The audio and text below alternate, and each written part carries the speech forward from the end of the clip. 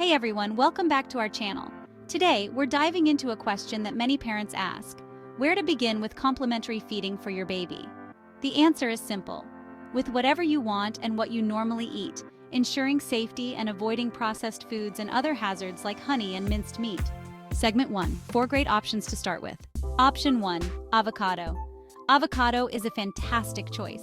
It's delicious, packed with good fats and nutrients, and has a texture that's perfect for beginners. If it slips out of their grasp, don't worry. It's part of their learning process. You can also leave a bit of the skin on or coat it with nut or coconut flour for added grip. Option 2. Red lentils.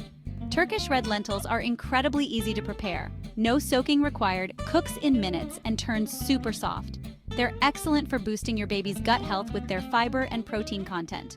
Option 3. Ripe summer peach. A ripe peach in summer is not only delicious, but also softer and easier for babies to savor and explore with their senses.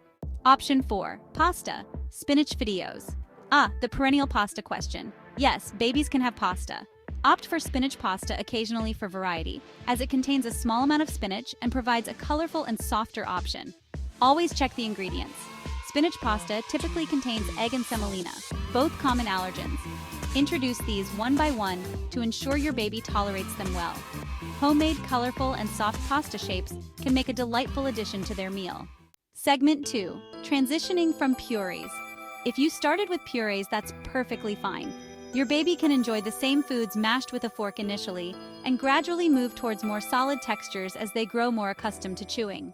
So remember, the key to starting complementary feeding is to keep it simple, safe, and close to home. Let your baby explore new flavors and textures at their own pace and enjoy this exciting milestone together.